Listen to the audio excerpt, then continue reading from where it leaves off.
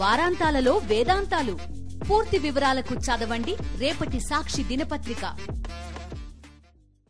సాధారణంగా అధికార పార్టీలో కుమ్ములాట్లు జరుగుతూ ఉంటాయి. అయితే ఎన్నికల ముందు అన్ని పార్టీల్లోనూ టికెట్ పంచాయితీ ఉంటుంది. తెలంగాణలో ఇప్పట్లో ఎన్నికలు లేవు, కానీ ప్రధాన ప్రతిపక్షంలో నాయకుల మధ్య కోల్డ్ వార్ మొదలైంది. ఒకరు ఎమ్మెల్యే, మరొకరు ఎమ్మెల్సీ, ఇంకొకరు మాజీ ఎమ్మెల్యే. ఈ ముగ్గురి మధ్య అక్కడ గులాబీ పార్టీ క్యాడర్ నలిగిపోతుంది. నియోజకవర్గంలో ఆధిపత్యం కోసం ముగ్గురు నేతల మధ్య అంతర్గతంగా వార్ నడుస్తుంది. ఆ నాయకులెవరో ఇప్పుడు చూద్దాం. ఉద్యమాల ఖిల్లాగా పేరున్న ఉమ్మడి వరంగల్ జిల్లాలోని 12 అసెంబ్లీ స్థానాలకు గాను గత అసెంబ్లీ ఎన్నికల్లో కాంగ్రెస్ కు 10, బీఆర్ఎస్ కు 2 దక్కాయి. ఇక పార్లమెంటు ఎన్నికల్లో గులాబీ పార్టీ 0% కు పడిపోయింది. వరంగల్ జిల్లాలోని 2 అసెంబ్లీ స్థానాల్లో station Ghanpur MLA Kadiyam Srihari parliament ఎన్నికల ముందే కాంగ్రెస్ ఆపరేషన్ ఆకర్ష్ లో భాగంగా హస్తంగూటికి చేరిపోయారు. ఇక బీఆర్ఎస్ కు జిల్లాలో మిగిలిన ఏకైక ఎమ్మెల్యే జనగాం నుంచి ఎన్నికైన పల్లా రాజేశ్వర్ రెడ్డి మాత్రమే. గతంలో 2 సార్లు జనగాం నుంచి గెలిచిన ముత్తిరెడ్డి యాదగిరి రెడ్డిని కాదని జిల్లాలో గ్రాడ్యుయేట్స్ ఎమ్మెల్సీగా ఉన్న పల్లా రాజేశ్వర్ రెడ్డికి గులాబీ బాస్ టికెట్ ఇచ్చారు. ఇప్పుడు జిల్లాలో ఆయన ఒక్కరే గులాబీ పార్టీ ఎమ్మెల్యేగా ఉన్నారు. ప్రత్యేక రాష్ట్రం ఏర్పడిన తరువాత వరుసగా 2 సార్లు గెలిచిన ముత్తిరెడ్డి యాదగిరి రెడ్డిపై జనగాంలో వ్యతిరేకత బాగా ప్రబలింది. దీన్ని ఆసరాగా తీసుకుని బీఆర్ఎస్ వర్కింగ్ ప్రెసిడెంట్ కేటీఆర్ స్నేహితుడైన పోచంపల్లి శ్రీనివాసరెడ్డి జనగాంలో పాగా వేశారు. పార్టీ కార్యక్రమాలను చురుగ్గా నిర్వహిస్తూ అసెంబ్లీ టికెట్ వస్తుందని ఆశించారు. కేటీఆర్ కు స్నేహితుడు కావడంతో పోచంపల్లికి ఖచ్చితంగా టికెట్ వస్తుందని అక్కడి క్యాడర్ కూడా భావించింది. అయితే కేసీఆర్ కు సన్నిహితంగా ఉండే గ్రాడ్యుయేట్స్ ఎమ్మెల్సీ పల్లా రాజేశ్వర్ రెడ్డికి జనగాం టికెట్ దక్కింది.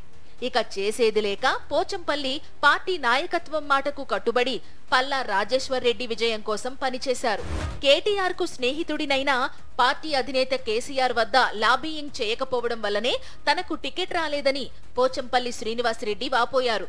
అధినేత దగ్గర లాబీయింగ్ చేసుకున్నందునే పల్లా రాజేశ్వర్ రెడ్డికి టికెట్ దక్కిందని అంటున్నారు.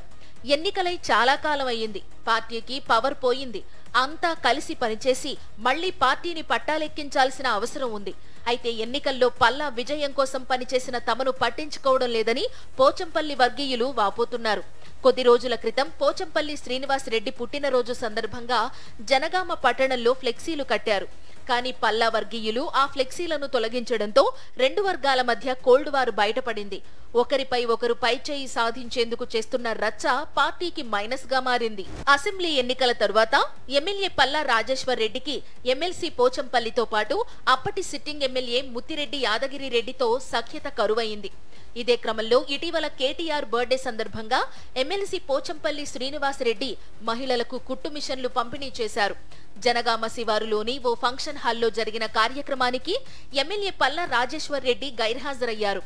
దీంతో పాటు తాజాగా జరిగిన పోచంపల్లి ఫ్లెక్సీల చించివేత ఘటన పట్టణంలోని గులాబీ పార్టీ వర్గాల్లో హాట్ టాపిక్ గా మారింది. జనగామ బీఆర్ఎస్ లో నాయకుల మధ్య ఉన్న విభేదాలను పరిష్కరించి గ్రూప్ వార్ ను అరికట్టాలని అక్కడి గులాబీ క్యాడర్ పార్టీ నాయకత్వాన్ని కోరుతోంది. కేసీఆర్ వర్గంగా పల్లా, కేటీఆర్ వర్గంగా పోచంపల్లి అనే ముద్ర జనగాం గులాబీ పార్టీలో ఉంది. ఇప్పుడు ఈ ఇద్దరి మధ్య వైరం కేసీఆర్ వర్సెస్ కేటీఆర్ గా మారిందని రాజకీయ విశ్లేషకులు కామెంట్స్ చేస్తున్నారు. అసలే పార్టీ కష్టాల్లో ఉన్నప్పుడు నాయకుల మధ్య రచ్చ మంచిది కాదని, అందుకే వెంటనే జనగాం నేతల మధ్య ఆధిపత్య పోరును నివారించాలని కోరుతున్నారు.